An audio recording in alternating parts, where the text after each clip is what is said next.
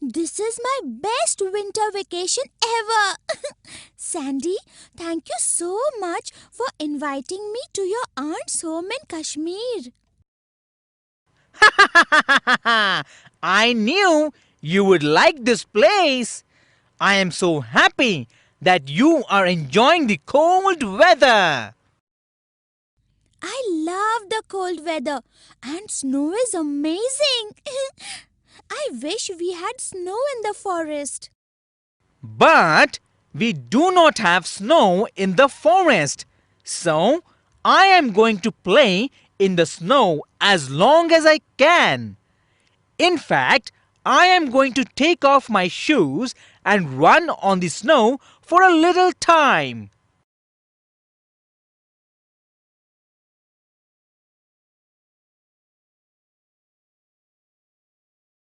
Hey, Sandy, look! Huh? What happened, Amber? What are you pointing at? You made some marks in the snow. Oh, yes, these are my footprints. Wait a minute, Sandy. What are footprints? I will explain. You get a footprint when you press your foot on soft surfaces such as snow and sand. When you walk on the snow, you make these footprints. Wow, that's so cool. Sandy, don't you think that your footprints somehow look just like your feet?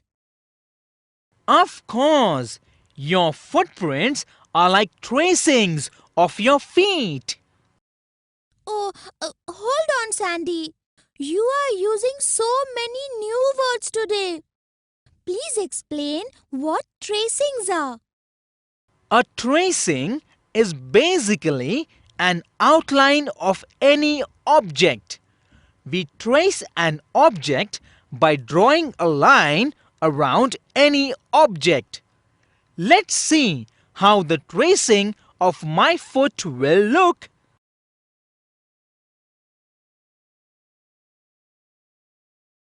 You were right, Sandy. The footprint looks just like the tracing of your foot. I want to see my paw prints now, Sandy.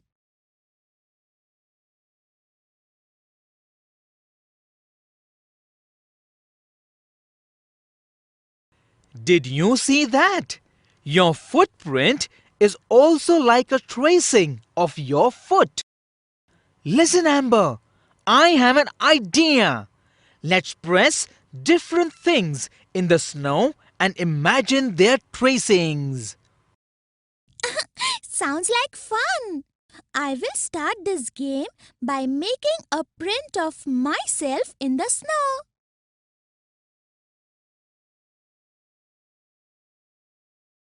Wow! The tracing looks just like you. Now it's my turn. No, wait. I want to have another go. Okay.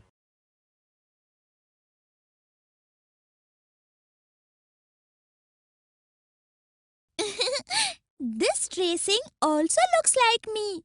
Then, which is the correct tracing? Both tracings are correct.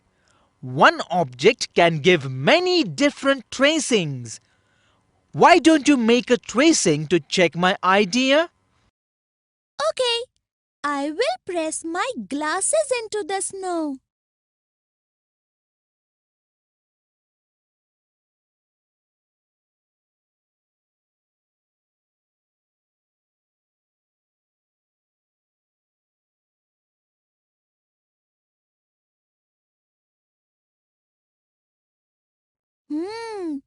You were right, Sandy. One object can have different tracings. We get different tracings for different sides of the same object. What happened, Amber? What are you thinking? I was thinking about tracing. Can we make tracings if we don't have snow or sand? I don't know. But I know someone who can help us. My aunt has a new neighbor who is always drawing objects. Her name is Miss Lucy. I'm sure she will be able to answer your question. Would you like to meet her now? Of course! Let's go now.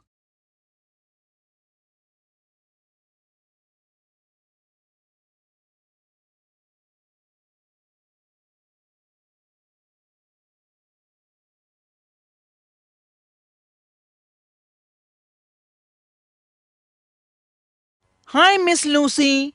This is my friend Amber. He is having his winter vacations at school. So, I brought him along with me to Kashmir. Hello, Amber. How do you find Kashmir? I moved here a month ago and loved it. Oh, yes! It is a wonderful place. Sandy told me that you are very good at drawing objects. So we came here to ask you a question. I would love to answer your question. What do you want to ask? We want to know more about tracings. Sandy and I were making prints of different objects in the snow. Then we were imagining tracings of these objects by looking at the prints. Now I want to know if we can make tracings without snow. Of course you can. You can draw the outlines of objects to make their tracing. I will show you how. Amber, put your paw on the sheet of paper.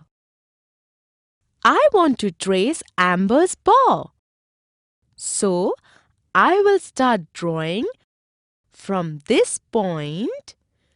Then, I will mark the outline of Amber's paw with the crayon.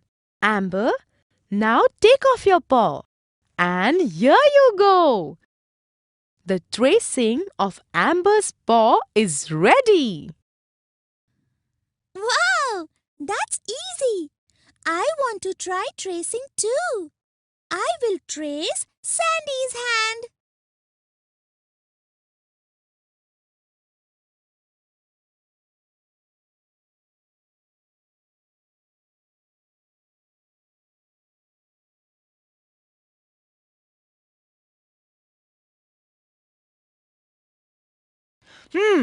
Now it's my turn. I want to trace this leaf.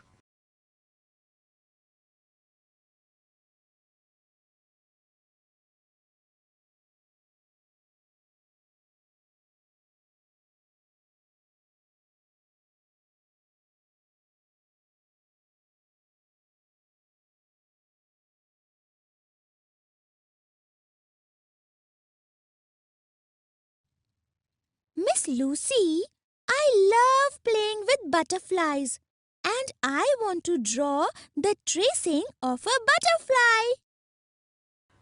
Come on, Amber. Can you trace a butterfly? But we don't have a butterfly here. Amber, you need not be disappointed. You can trace a butterfly right now. You don't need to have a real butterfly here. Really, Miss Lucy? How can I do that? You can use a stencil. A stencil is a thin plate of metal, leather, or other material used in painting, marking, etc. The pattern is cut out of the plate, which is then laid flat on the surface to be marked or traced, and the color brushed over it. It is also called as stencil plate. Look, I have a stencil for a butterfly. Now, let me show you how to use this stencil. First, you place it on a sheet of paper. Then, keep your crayon on a point on the edge of the outer part of the design marked on the stencil. Now follow the edge to make the tracing.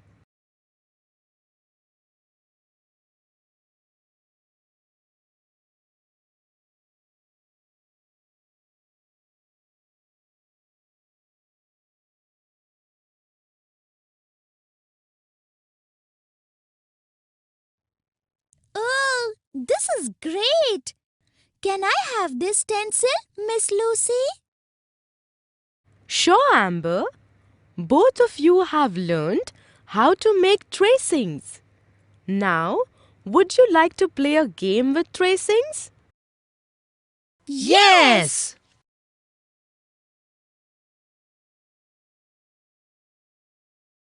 The game is called Trace Master. It's a very simple game. I will show you the tracing of an object. All you have to do is recognize the object by looking at the tracing. I will show you an example. Look carefully at this image. Does it remind you of anything? Well, it's a tracing of a spoon. Now, it's your turn to guess the object. Who wants to guess the object in tracing number 2? Yes, Amber. Have you guessed what it is? It looks just like my toy cricket bat. That's correct. Now, it's your turn, Sandy. What is object number 3? I know! It's a flower! Excellent! You two played this game very well. So both of you are Trace Masters. Yippee! Hold on. I want to give you something for playing the game so well. It's a Trace Master cap. I have one for each one of you. Thank you, Miss Lucy.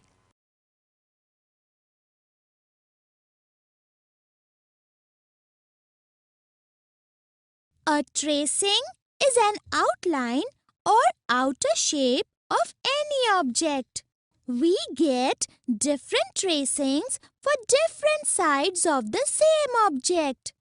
We trace an object by drawing a line around an object or design. We can use a stencil when we want to trace an object or design that we do not have with us. A stencil is a thin plate of metal, leather, or other material used in painting, marking, etc. The pattern is cut out of the plate, which is then laid flat on the surface to be marked or traced, and the color brushed over it. We can identify an object by studying its tracing.